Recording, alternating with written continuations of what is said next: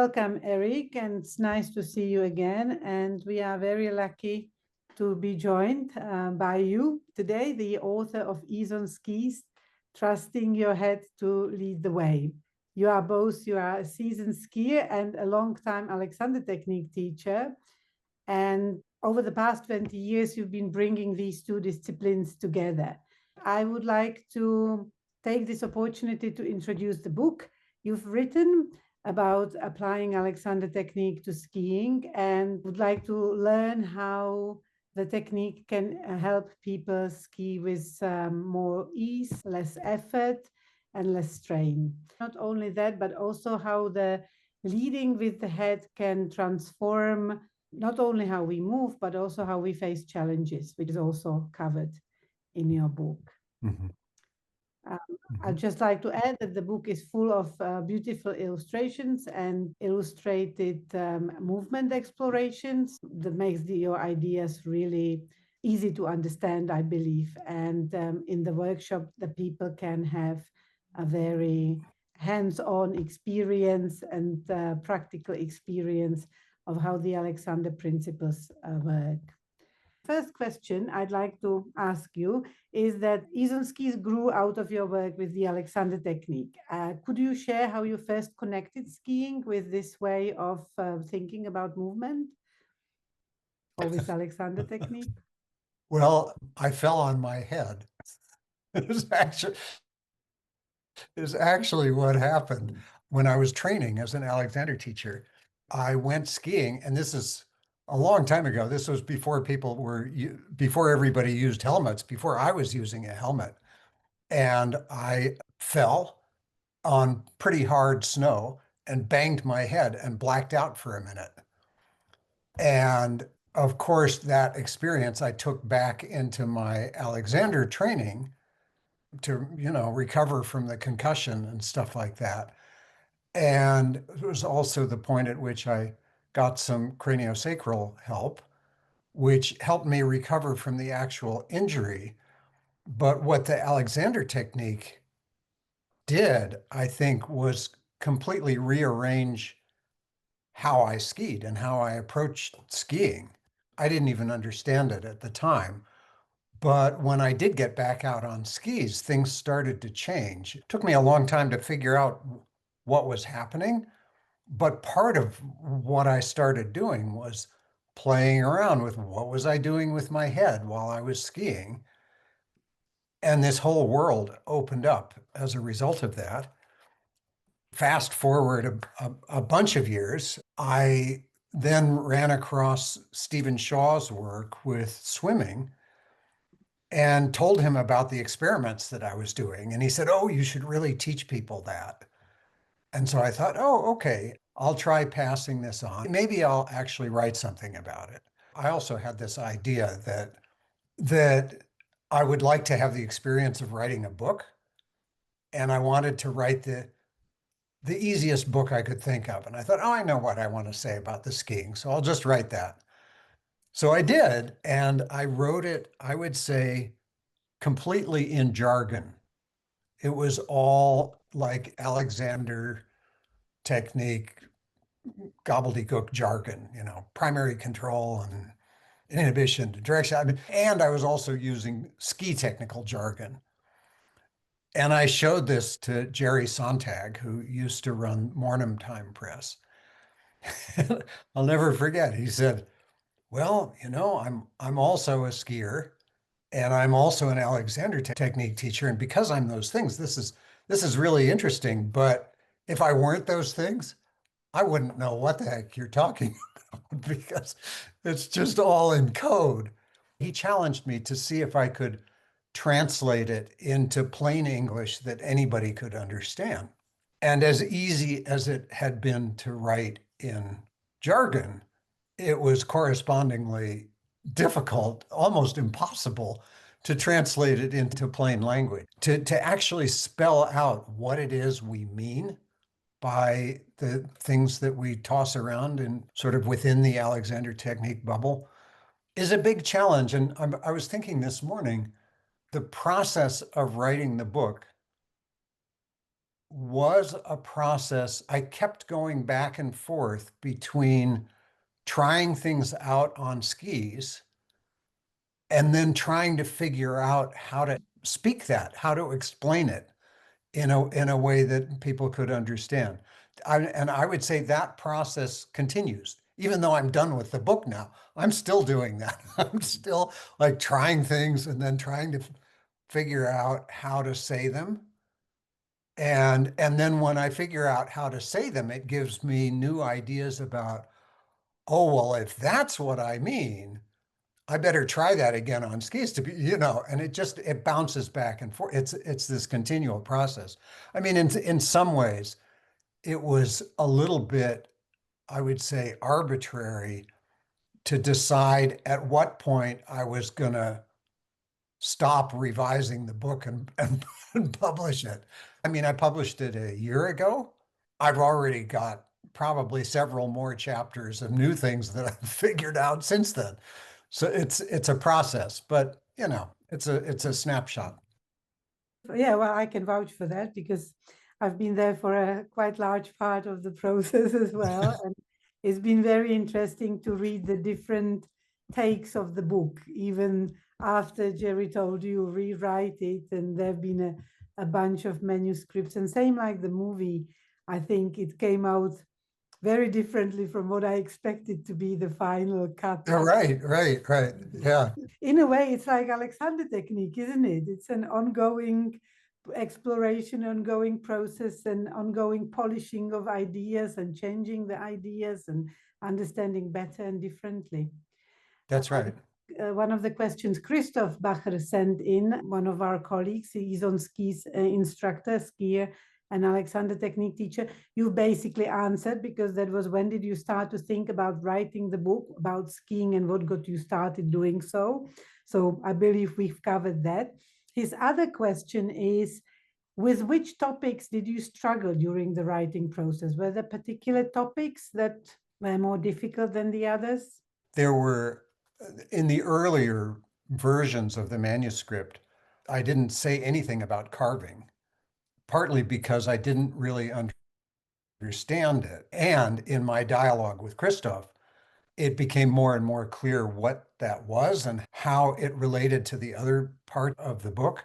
I would say that was one of the more recent things that took quite a bit of work to articulate and to figure out what it was that I wanted to say about it. I think actually the and I would say one of the principles that came out of that now kind of informs the whole way I look at skiing as a whole is the difference between braking and steering. I mean, that was less clear to me before, but now I think that kind of applies to life. Like, do you want to go through your life braking or would you rather steer? What does that look like in movement and what does it look like on skis and so forth?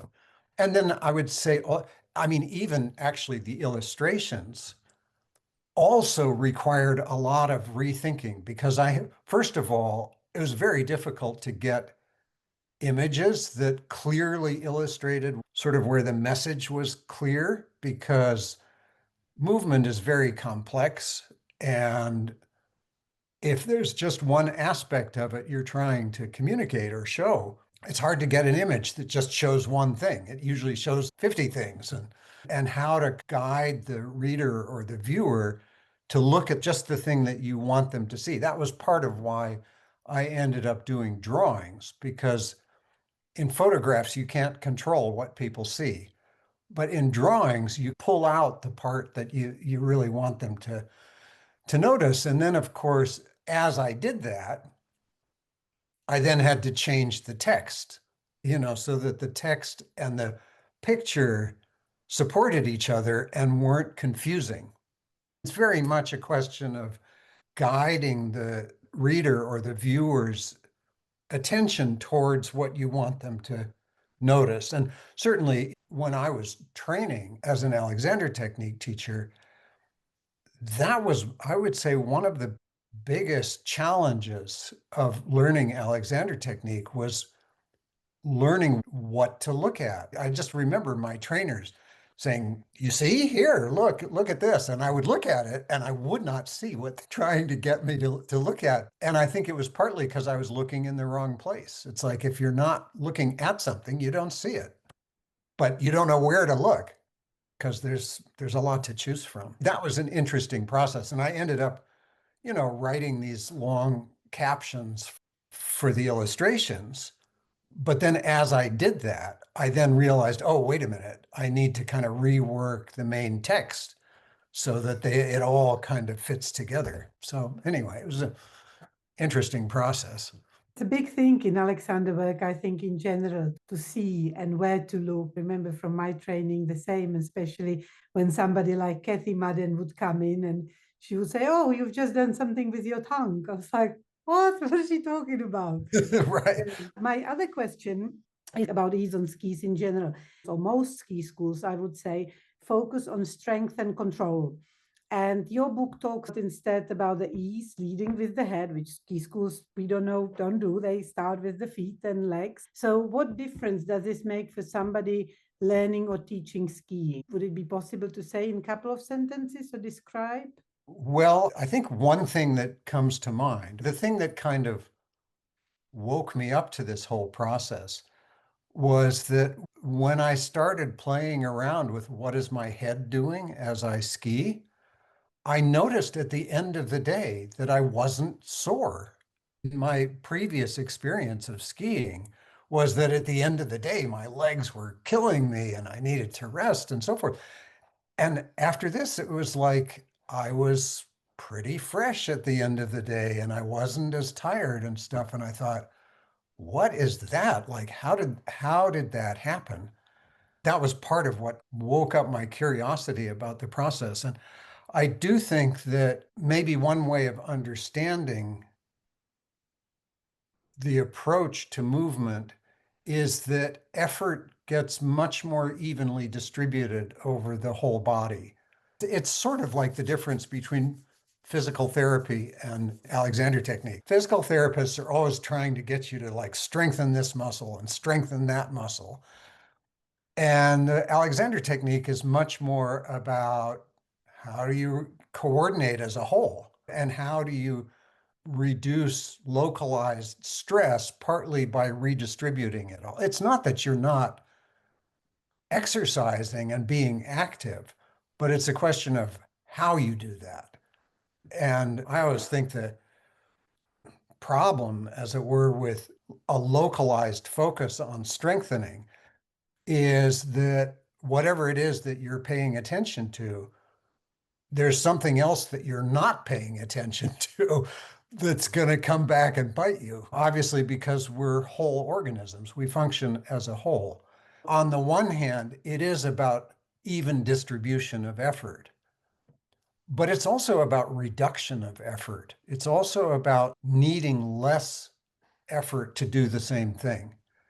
And a lot of that has to do with taking advantage of gravity and leverage and letting gravity do more of the work so that you don't have to do as much.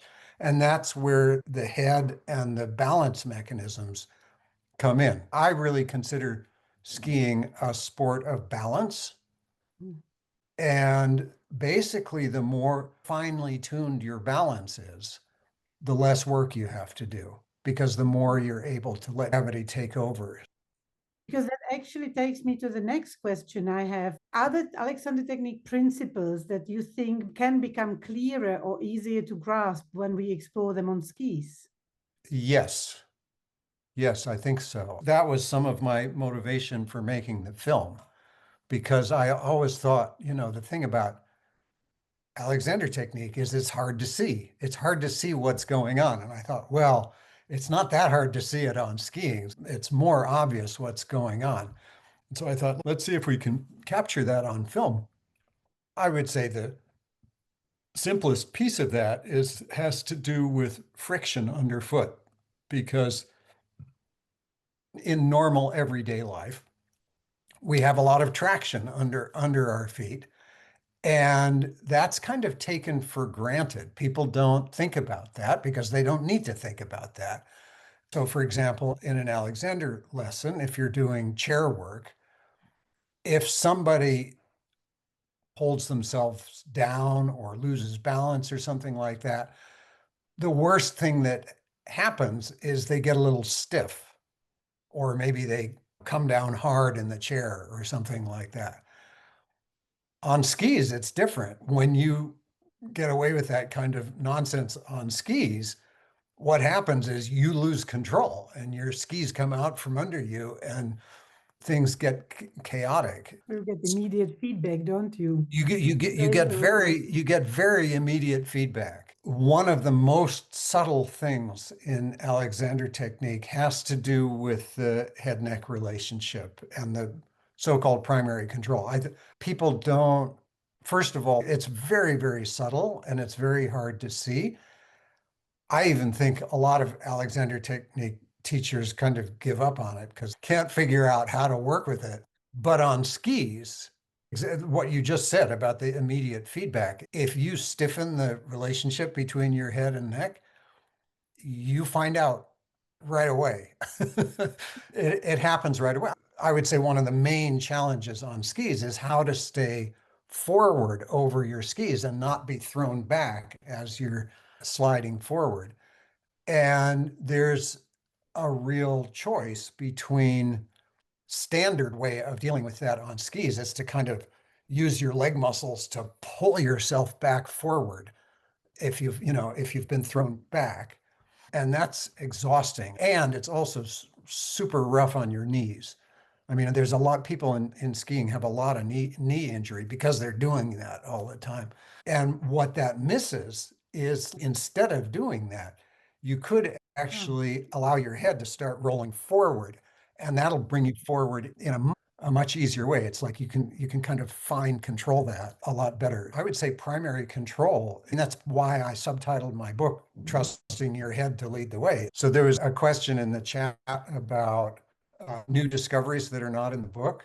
The online class that we're going to have in a little while today is going to get into that more. One of my big discoveries over the last year or two has been about the use of the elbows in skiing, which I never ever really understood. But now the more I play with it, the more I think you can do all your skiing with your elbows. You kind of can ignore everything else and just elbow your way down the hill. I had a similar thinking about elbows the other day in the swimming pool. Well, I have another question, maybe two more, if that's okay. Great. So the book describes facing fear on the slopes without bracing ourselves facing the mountain. How do you help people find that kind of trust and confidence and freedom? Is it possible to put in words? And Christoph's question, just to lead it together, how is it possible to overcome fear on skis, fear of falling or not being able to stop? Is fear an important emotion while skiing? That's Christoph's take basically on the same question, I think. Yeah. Well, first of all, I would say all emotions are important on the slope. Fear is definitely an important one, but it's not the only one.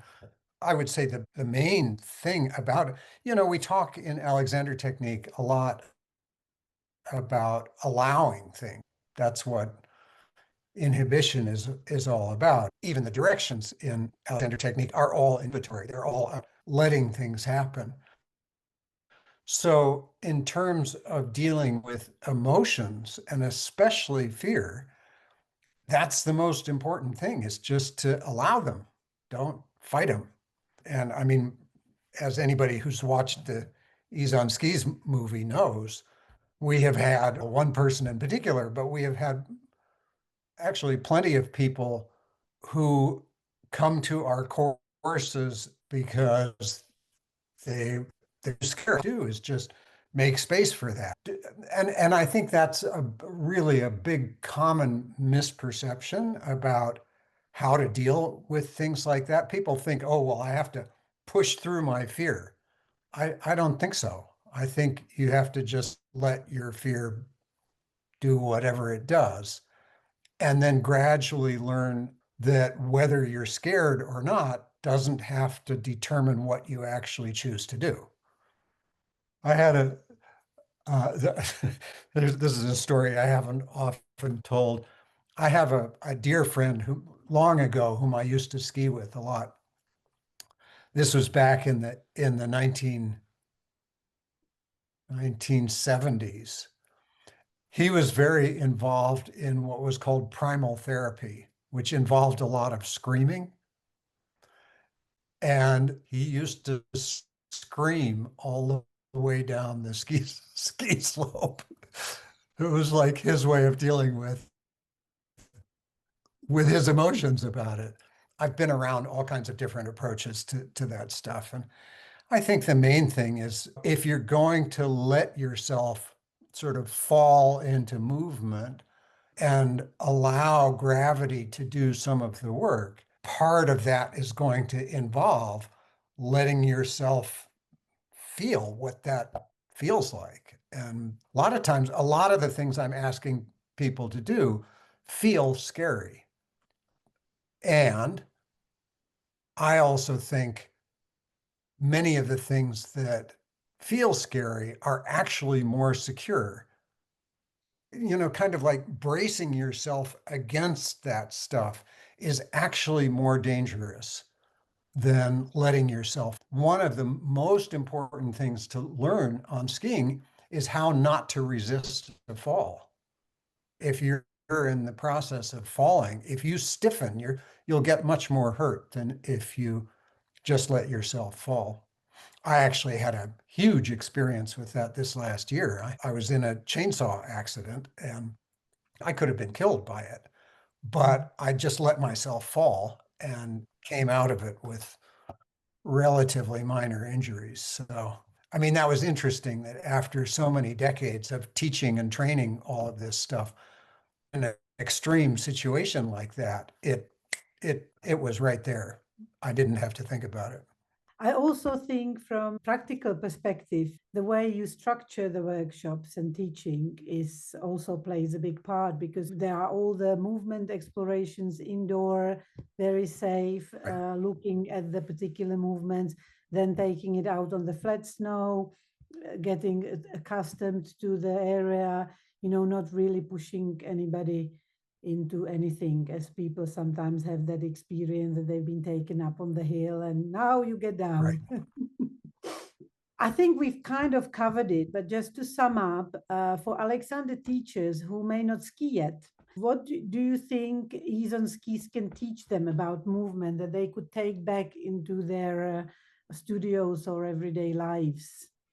Well, actually, what I was just thinking about was semi-supine, like lying down with your knees up. I now think of that as, and certainly this is the way I introduce it in the ski workshops.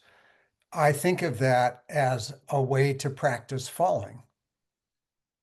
I'm not sure how many other Alexander technique teachers think of it that way. It's like you're learning how to basically trust gravity and let it do stuff, let it work on you in the most safe possible situation. Yeah, you can't fall from there, but except that you can fall by maybe, an eighth of an inch or a centimeter, like there are little pieces of you that can still fall in that situation, and allowing that actually allows your whole system to integrate, because what you're letting go of there are the little bits and pieces of resistance that disintegrate you.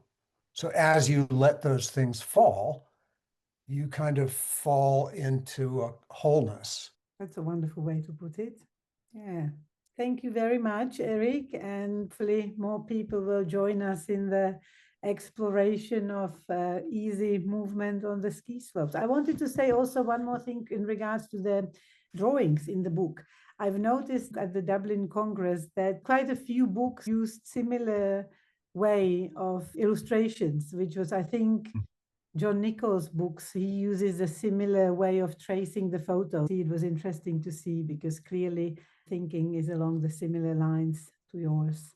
Yes, actually, that might not be an accident because, of course, I was in conversation with Sean Fisher and Regina Strattle about how I was doing that. And I was explaining to them the sort of the technique that I involved. So it's possible that those conversations have been happening behind the scenes in the book creation world. So just for the record, the book, the movie's out, which is wonderful, and we have some workshops ahead of us. Thank you Yes, very much, Erik, for this. thank you. And there was also a question about how to access the film in the chat. And there is a film website, easonskisfilm.com, that if you go to that website, you can find a place to stream the movie.